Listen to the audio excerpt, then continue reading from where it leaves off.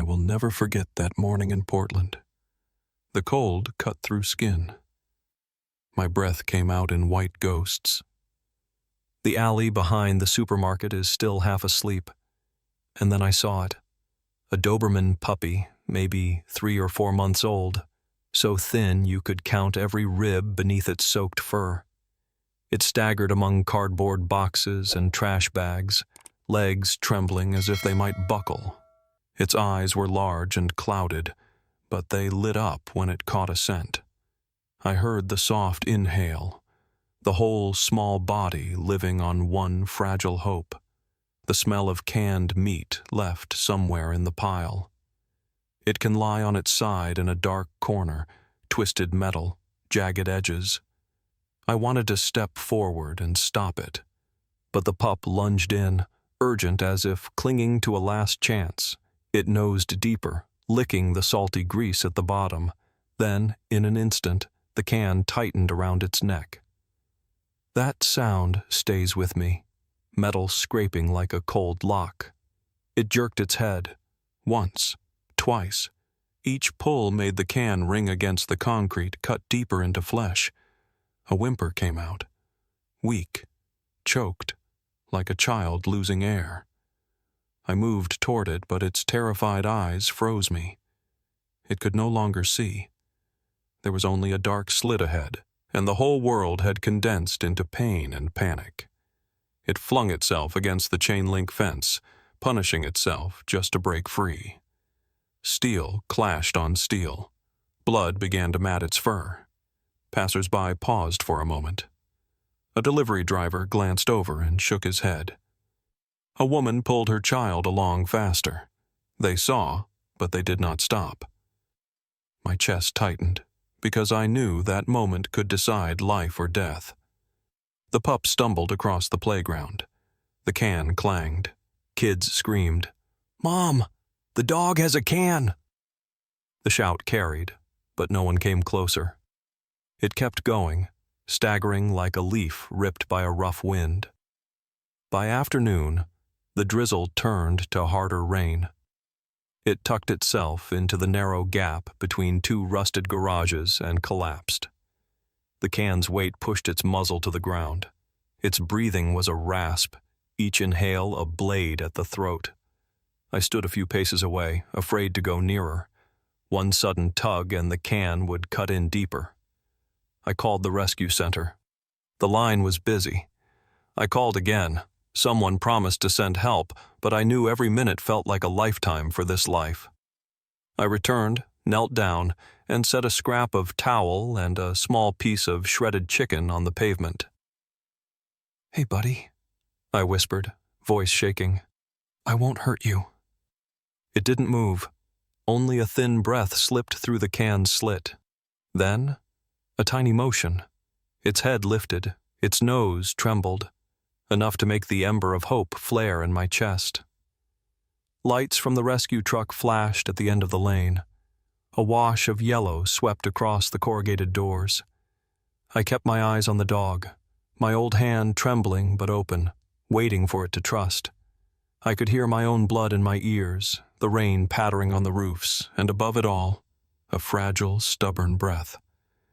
As long as that breath remained, I would not give up. I prayed quietly, "Please, let today not be its last." That night I couldn't sleep. The image of that small Doberman haunted me.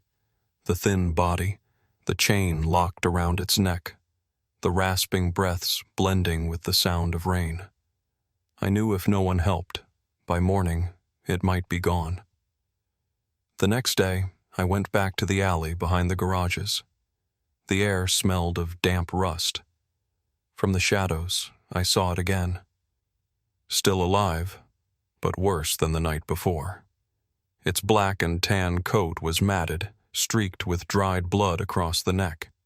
It clawed at the ground, licking at the rain pooled on the cement. But its little tongue only found grit and rust. Every step was a battle. Its legs shook, claws scraping against the pavement with a sound like knives on glass. It coughed, breath wheezing. Each rasp was a warning.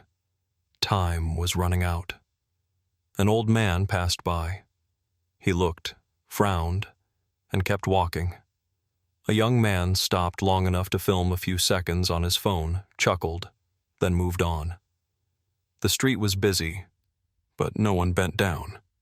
Human indifference can feel colder than winter itself. The pup staggered out of the dark and tried to run.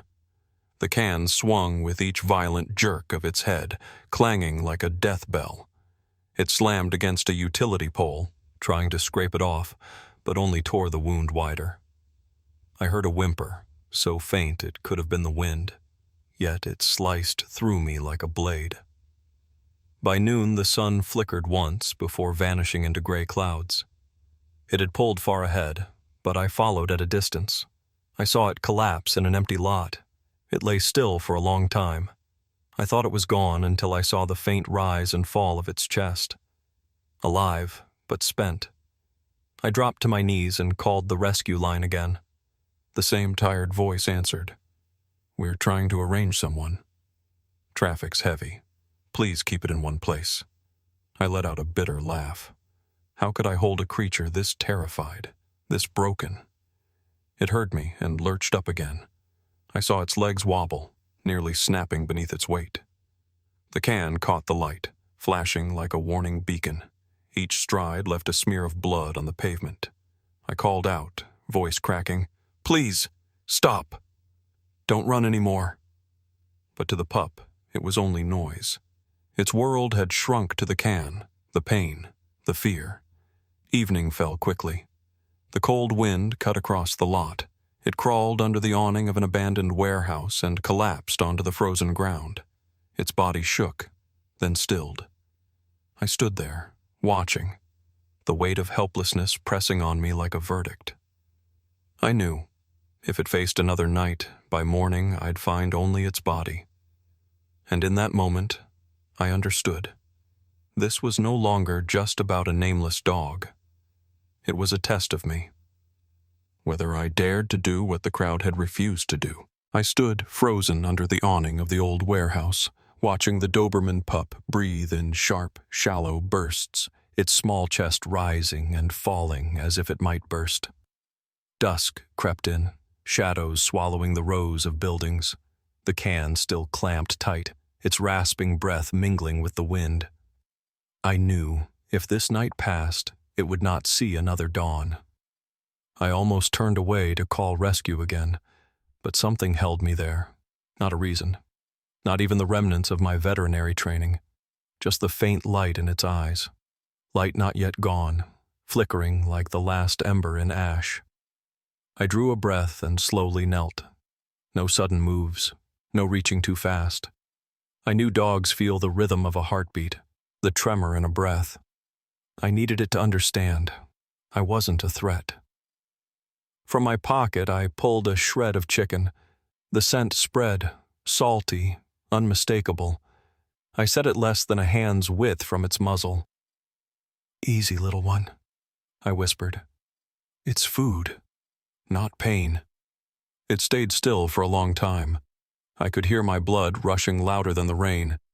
Then, a slight tremor. Its nose twitched. Its folded ears quivered faintly. It was sniffing. It still wanted to live. A sharp ache of joy cut through my chest.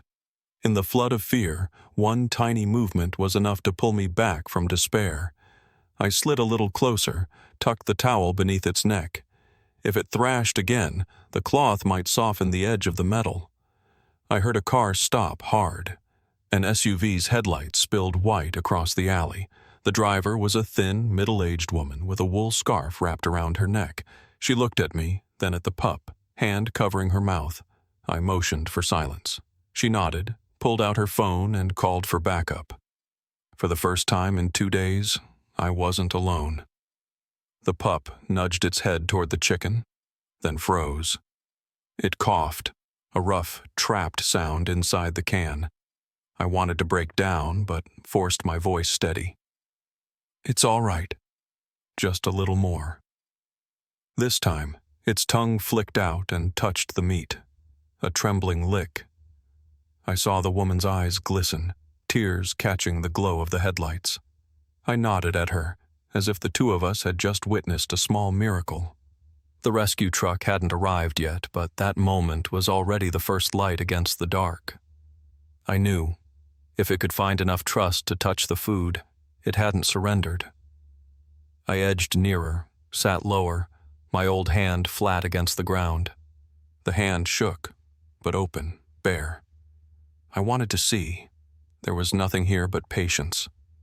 It looked at me through the narrow, dark slit of the can. That gaze cut straight into me. Fear, exhaustion, yet somewhere buried deep, a whisper. Please, don't leave me. A cold gust tore through, dry leaves whirling. It shivered but did not flee. That was the razor's edge, the line between trust and instinct. If it bolted, everything collapsed. But if it stayed for one more breath, we had a chance. Red and blue lights flickered at the end of the alley, painting streaks across the gray walls. The woman with the scarf murmured, "They're here." I nodded, eyes never leaving the dog. "Not yet," I said softly. "Let it believe the world still knows patience."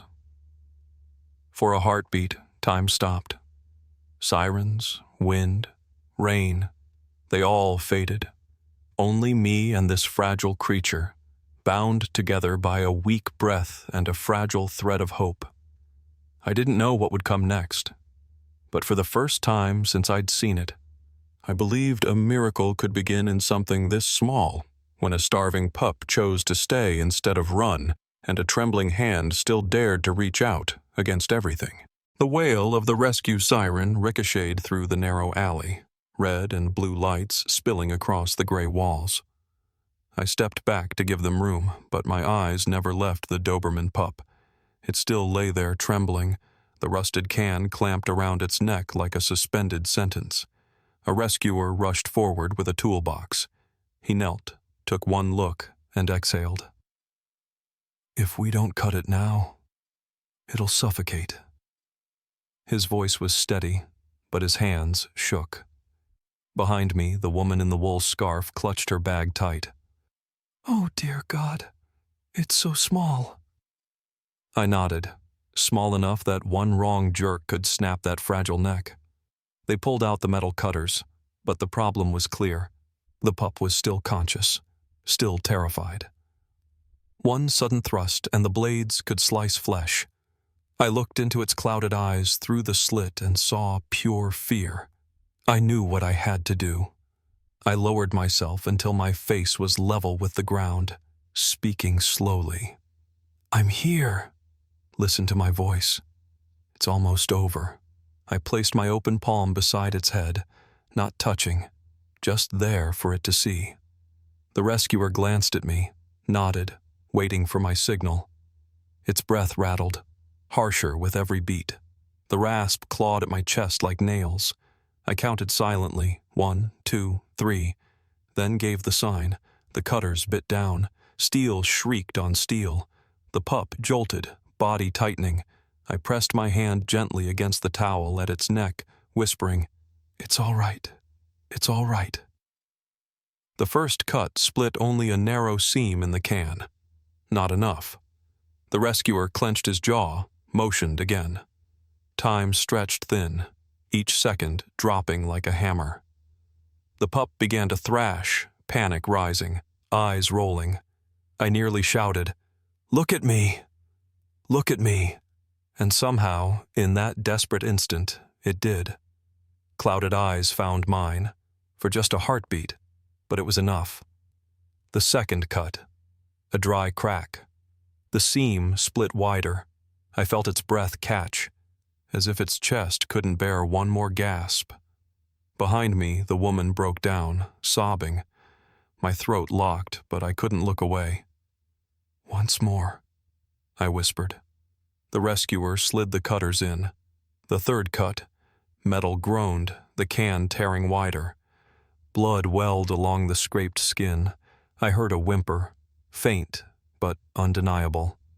That sound was proof. It hadn't surrendered. We had only seconds left. Foam flecked at the rim of the can, its breaths shrinking to a whistle. I gripped its paw harder, my voice repeating like a mantra. "Hold on. You can do this. Just a little more."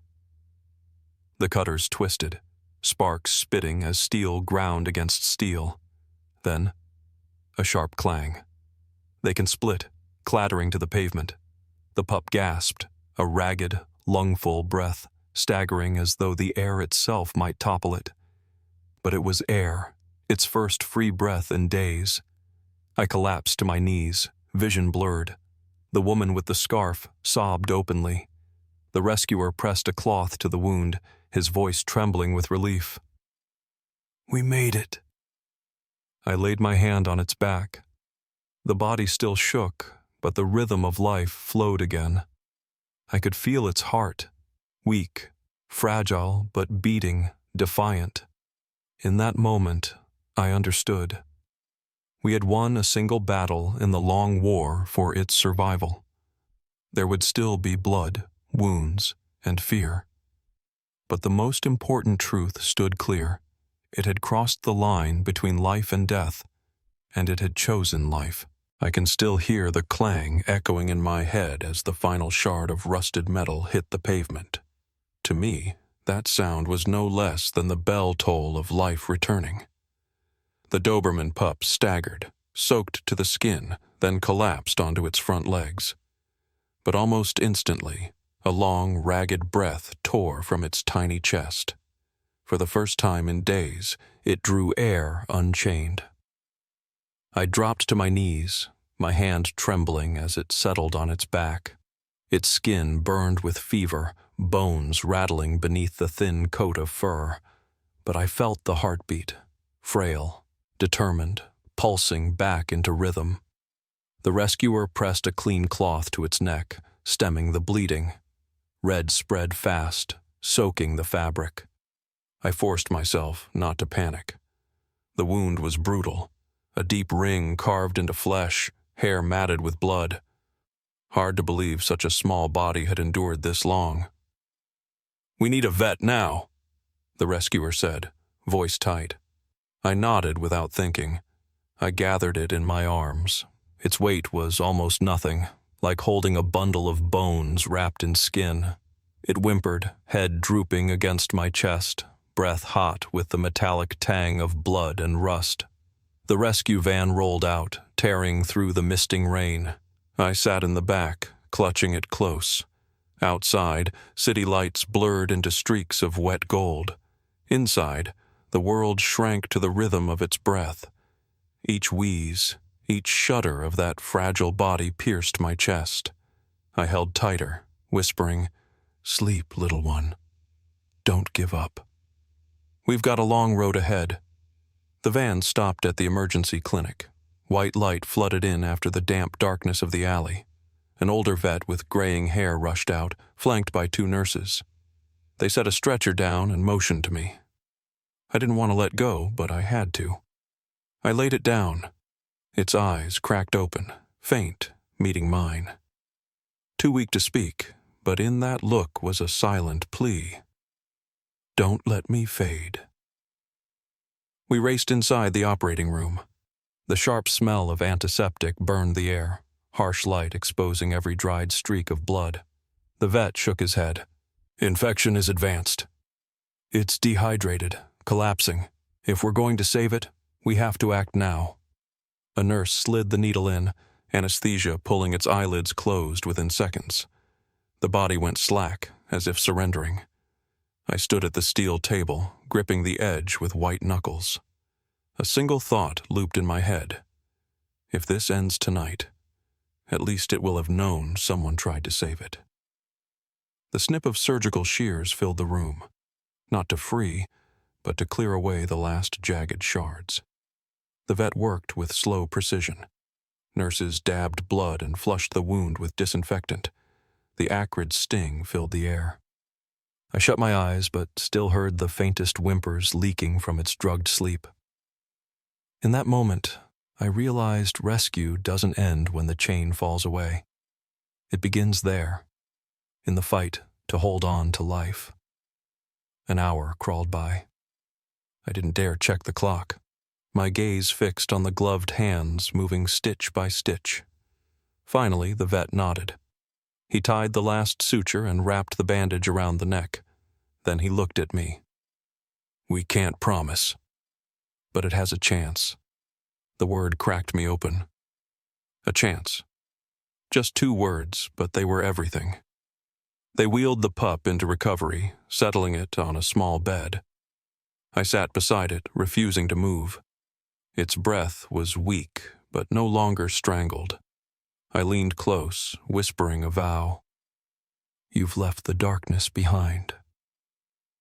From now on, we'll fight together." Outside the window, dawn broke. Golden light slipped through the blinds, touching its black and tan fur, making the thin body glow like a small flame. And I knew that flame was not gone. I sat in the recovery room, white light washing over the Doberman pup's frail body. Its neck was bandaged, so thin I feared a gust of wind might snap it. But the most important thing, that tiny chest still rose and fell. Each breath answered for all the sweat and tears of the night before. The vet came in, checked the monitors, then offered me a small, encouraging nod. "The wound is clean. We'll watch the infection, but it's responding better than I expected." Those words lit a small flame inside me. After everything, this little life still wanted to live. On the first day, after surgery, it barely moved, just lying there, eyes half closed, a faraway look in them. I whispered its name, but there was no answer. I put my hand to its flank and counted its breaths. For now, that was enough. By the second day, I tried bringing a tiny spoon to its lips. The vet said we had to reteach it to eat, teaspoon by teaspoon. My hand shook when the spoon touched its dry tongue. For a heartbeat, I thought it wouldn't react. Then, faintly, its tongue flicked. A small motion, but it stung my eyes with relief. "Good," I whispered. It swallowed a little, then went slack and exhausted. Still, the seed of life had been planted. On day 3, it turned its head when it heard my footsteps. Slow, shaky, but it recognized me. In that clouded gaze, the same smoldering light remained, and in it I read the silent question. "Am I safe now?" I nodded, and my promise gathered inside my chest like a vow. A week passed, and it began to sit up. At first, those thin legs trembled as if they could not bear the weight. It wobbled and toppled onto the soft pad. I wanted to scoop it up, but the vet said, "Let it try. It needs to relearn trust in its own body." So I stayed, both aching and cheering, just a bit more. "You can do it." And then, in one rare, precious moment, it stood on all 4 and looked at me. A nurse in the room gave a small cheer. I cried, quietly. After so much despair, the smallest step felt like a miracle. Every day after that, I sat with it for hours, telling half-finished stories about the park nearby, the neighbor's cat that basks in the sun, the children who fly kites on windy days. I don't know if it understood words, but it listened. Whenever I paused, its ears would twitch as if urging me on. One afternoon, I placed an old rubber ball in front of it. It stared, nose twitching. I nudged the toy toward it. At first, it turned away. A few minutes later, a tentative nose tap sent the ball rolling. I held my breath and then smiled. Curiosity had come back. Time seemed to stop each time I saw it take another step. One day, I walked into the room and it lifted its head. Its tail gave a tiny wag, just once. My heart clenched. That little sign was, for me, a thank you. The wound on its neck began to scab over, leaving a red scar ringed around. Each bandage change made it flinch. Fear flashed in its eyes. I learned to whisper and soothe, to show there was no more pain coming. Gradually, it relaxed, the trembling eased. I knew the road ahead was long. Loud noises still made it jump. A raised hand would make it shrink, but day by day the caution thawed, and brief moments of trust returned. One late weekend night I stayed later than usual. Warm, yellow light fell across the room. The Doberman pup lay curled on the old towel, head resting against the fabric. I listened to its slow, steady breaths. For the first time I saw its mouth part in sleep, as if a small, sleepy smile. I leaned my head against the wall and let tears fall quietly. They were not tears of despair, but of relief. After all that, it was coming back. Piece by piece, breath by breath, shaky step by shaky step. I whispered, like a prayer, "You're coming back, and you will never have to fight alone again." I still remember the day the Doberman pup left the recovery room and stepped into the small yard behind the shelter. The sky was clear, the sun gentle, and the smell of fresh grass riding the breeze. It stood there, legs still shaky, a bandage circling its neck, the scar beneath still raw. But this time was different. It didn't fall. It stood tall, drew in a deep breath, and in the sunlight its clouded eyes glimmered. I watched every movement, my throat tightening. Because each step was no longer just a step, it was living proof of everything we had fought through together. In the days that followed, I visited often. Each time I opened the door, its tail gave a small wag. Its stare was no longer hollow but curious, searching.